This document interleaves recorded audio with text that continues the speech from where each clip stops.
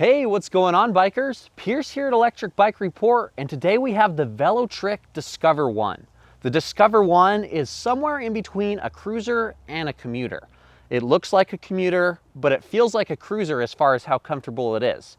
I'm going to get into all the little details of this bike and how it performs in the review, so let's get started.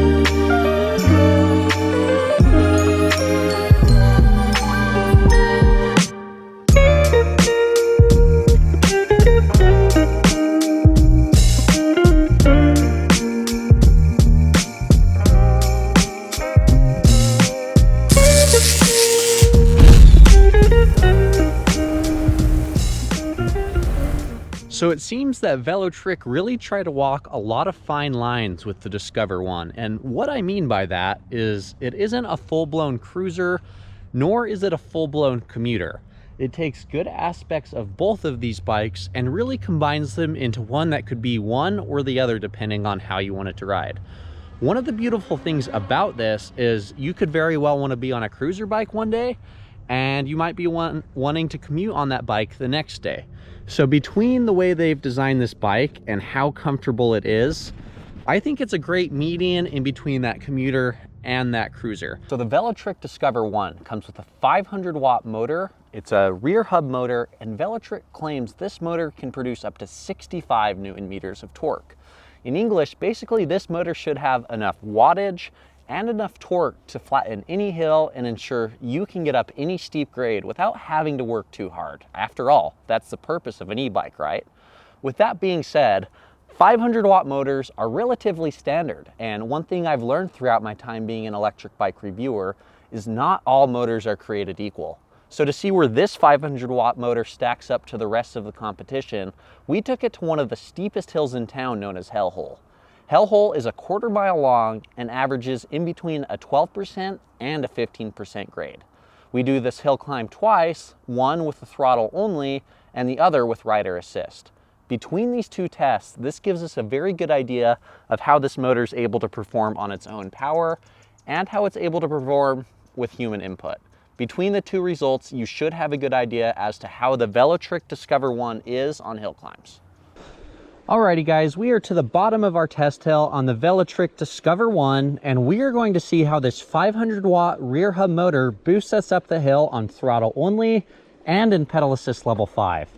500-watt motors are around the average size that we usually test, so it will be very interesting to see how this one compares to the rest. Let's go.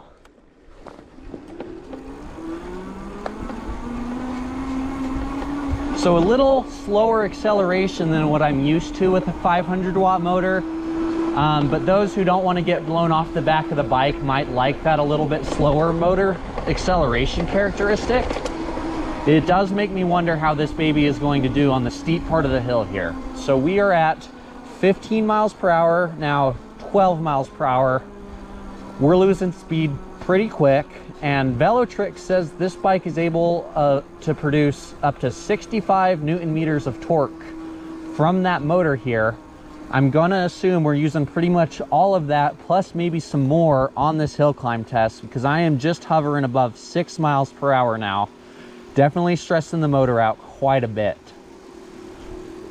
So I think maybe a little faster acceleration characteristics would really improve this thing's hill climbing ability, simply because the more momentum it has going into the hill, the less the motor is going to have to work to keep that momentum going forward. So we've dropped down into the 5s. That is definitely a sign that this motor might not be quite as torquey or as powerful as some others we've tested. And that could very well just be because the peak on some of these other 500-watt motors is higher. The benefit to a motor like this is it's never going to go out of its realm, and you'll get a longer battery life because of it. That's one of the things that Velotric really likes to talk about, is how the battery life on their bike is solid. We'll get into that a little later, but I think we're seeing that with how the wattage on this bike is not gonna overdo itself.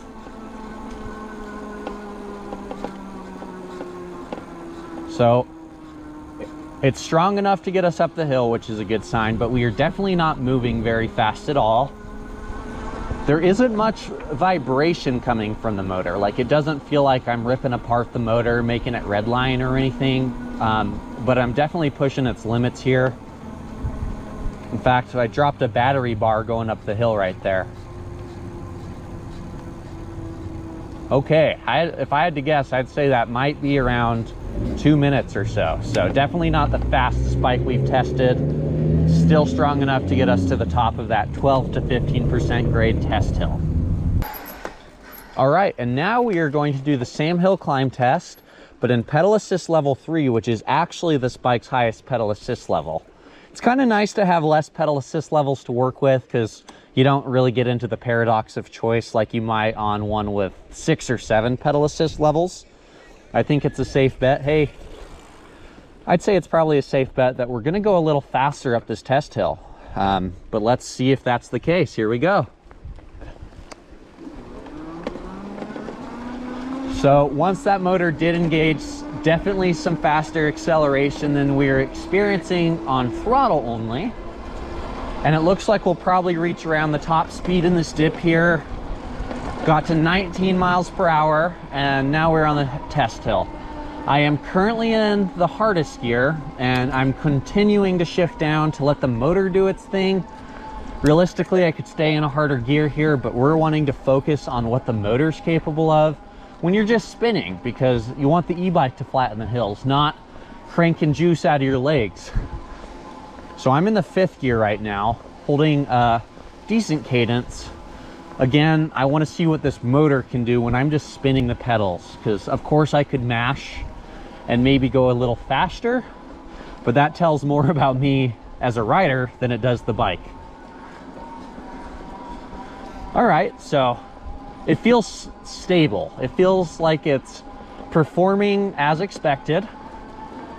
Very quiet motor. It does feel smooth once it's engaging. I did notice it took a minute for it to engage at the bottom there, but it hasn't cut out, which is a good sign. So basically, as long as I've been pedaling, the motor's been assisting me. It doesn't get to a point where it cuts out and then tries to catch back up with this assistance or anything like that. So yeah, my impression so far, it's not the fastest bike for sure. However, it is smooth, and it's not like this bike is trying to be the hill climbing specialist like some of these overpowered other bikes might be. I'm crossing the finish line here at just above 10 miles per hour. I would have to guess that was probably a minute and a half or so on that hill climb test. It'll be interesting to see if my predictions are aligned with what we really got, because I've done a lot of hill climb tests now. I have a pretty good idea of my internal clock, you could say. So during that hill test, it took me 1 minute and 57 seconds with an average speed of 9.3 miles per hour to get up that hill on throttle only. I'll be honest, it did seem like it was making the bike struggle a little bit, but keep in mind, that's the point of this test hill, is to really put these motors to the test and see what they're made of. My gatherings are that this 500 watt motor is strong enough to get you up that hill, but definitely not at a higher speed. When I did the same test using the highest pedal assist level, in this bike's case, pedal assist level 3, it took me 1 minute and 36 seconds with an average speed of 11.3 miles per hour to reach the top. That's a 2 mile per hour difference between me pedaling and the bike with just its own power. As I mentioned on the throttle only, this bike has enough power to get you up those steep hills, but it's not going to be the fastest bike to get you up them. With that being said, I didn't have to work terribly hard. All I did was spin my legs, and I ended up shifting down from the 7th gear to the 4th gear by the time I was to the top of the pedal assist level 3 test. That way, I'm ensuring that I'm spinning, only inputting on the bike enough to let the motor do its thing. So the Velotric Discover 1 may have a relatively average sized motor compared to other bikes that are similar. However, its battery is a little bit bigger. This is a 48 volt, 14.4 amp hour battery, which essentially should give you a range, and Velotric says it gives you a good range too. However, we wanted to figure that out for ourselves, so we conducted what we call a range test. This range test is two separate tests, one in the lowest pedal assist level and one in the highest pedal assist level. Between these two tests, we get a very good idea of the true real-world range that these bikes provide. So when I conducted the maximum pedal assist test, pedal assist level 3, I reached 33.02 miles with an average speed of 18.8 miles per hour. Considering I was just 1.2 miles per hour off the bike's top speed, and I reached over 30 miles, is a very good indicator that this battery can hold on to a charge. Now, what about the minimum range? Well, our test rider reached over 52 miles with an average speed of 12.2 miles per hour during that test. Between these two results, I've learned one thing about the Velotric Discover One, and that's its battery pack can hold on to a charge for a very long period of time. It also is very nicely integrated into the bike here, and at first glance, I couldn't even really tell it was an e-bike. Those of you who still want to look like you're on an acoustic bike will probably find a lot of value in how integrated this battery pack is. So one of the tests we do here at Electric Bike Report is called the circuit test. What the circuit test is a 1 mile loop that we do in each pedal assist level and with the bike turned completely off. This gives us a better understanding of what each pedal assist level does and also what the relationship is like between each pedal assist level. So when the bike was turned completely off, I averaged above 12 miles per hour on our circuit. When I was in the first pedal assist level, I gained 1.2 miles per hour over the speed that I got on the circuit with the bike turned off. Now, where things get a little interesting is pedal assist level 2 and pedal assist level 3. Reason being is I hovered at 18.4 miles per hour in pedal assist level 2, while I hovered at 18.6 miles per hour in level 3. Keep in mind, this is set up as a Class 2 e-bike, and it has plenty of power and fast enough rolling tires that if you even put in the slightest amount of effort, chances are you'll probably be hovering in the higher teens. I think that's why we're seeing those test results. And for what it's worth, you can definitely tell a difference between pedal assist level 2 and 3 on torquey hill climbs where you really need all that power. My main takeaway is that this bike shows less is more. Having those 3 pedal assist levels doesn't make it hard to choose. And especially when you have that 7-speed drivetrain, it really adds up to be very easy to understand and also work with. We are to the point in the review where we're going to test out the brakes. And in the terms of this Velotric here, they have Velotric approved mechanical disc brakes. Those are hooked up to 180 millimeter rotors front and rear. So overall, this is a decent sized rotor, and the mechanical disc brakes I haven't had any complaints about so far. However, we haven't conducted the test yet, so we're still going to need to do this test to really see how these brakes stack up to some of the competitors' bikes. So let's get on with it.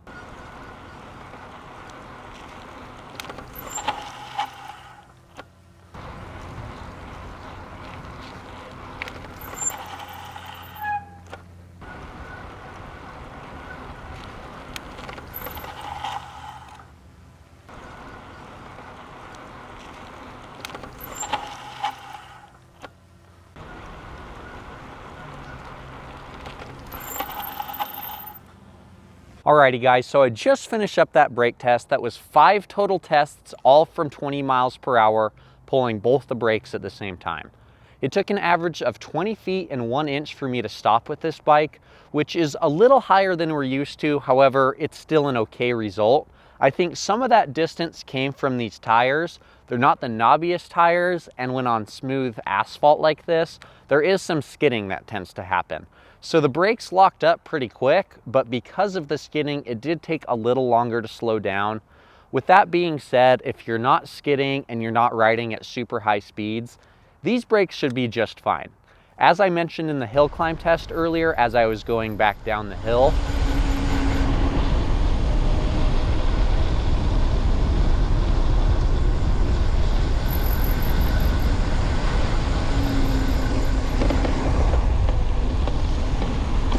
okay, so those brakes are decent. Like, I was going over 30 and it didn't feel like I wasn't able to slow down when I wanted to, so that's a good sign.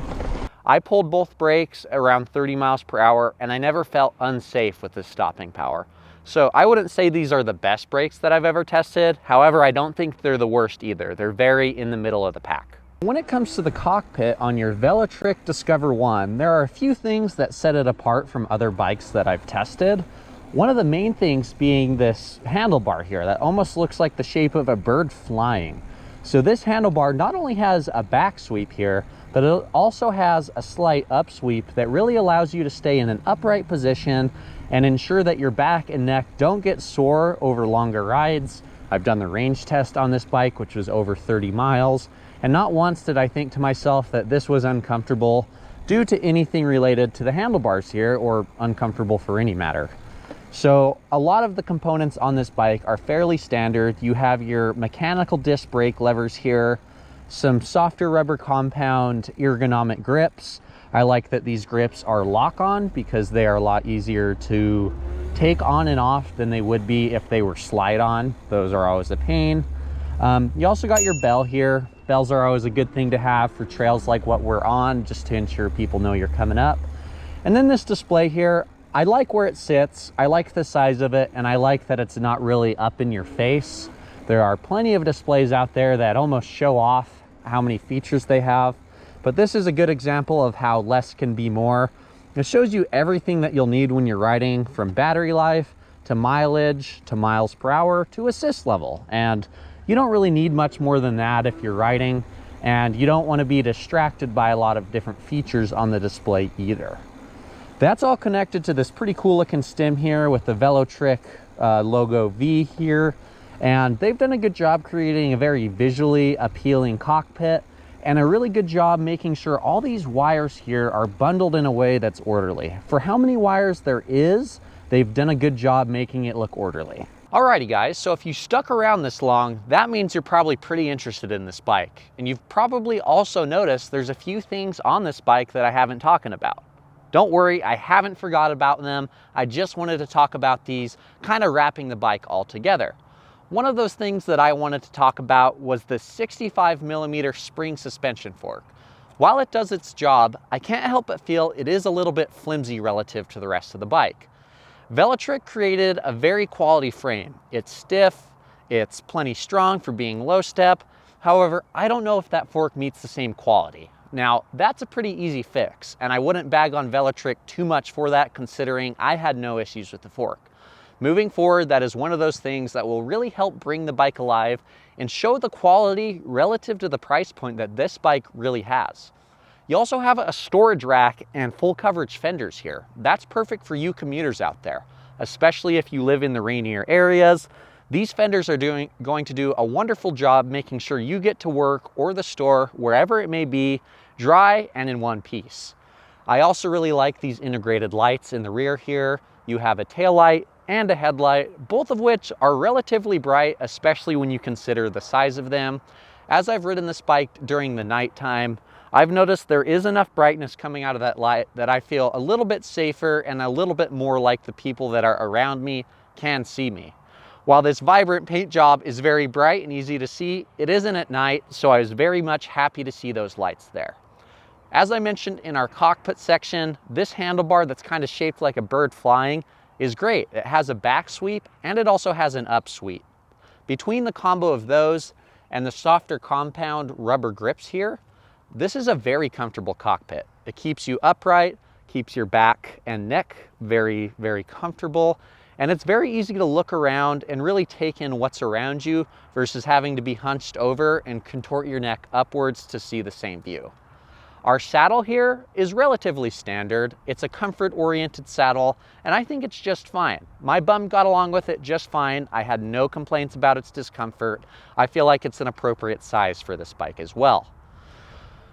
Kind of wrapping things up here, this is obviously a low step frame where I feel like Velotric's done a wonderful job integrating the battery and also keeping it very structurally sound. These welds here, everything going on in the low step part of it, really screams that it's overbuilt to ensure that it isn't going to fold in on you, because you don't have a top bar on a bike like this. It's step through. So it needs to be reinforced down there, which it is. So tying everything together, I think when the price point and comfort is taken into account on the Velotric Discover 1, this is an awesome bike.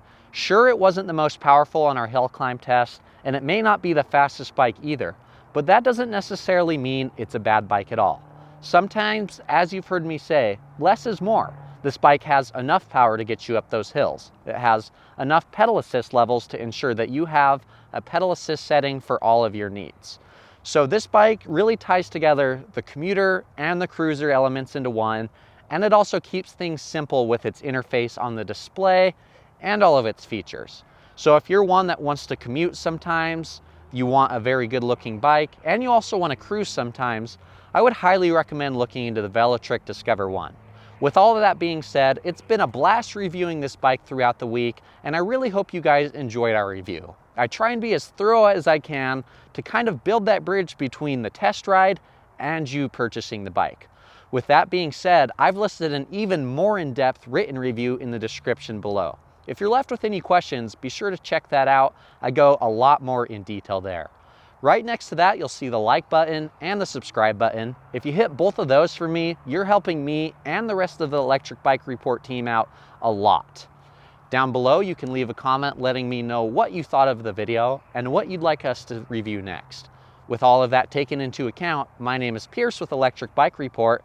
This is the Velotric Discover One, and I'll see you next video.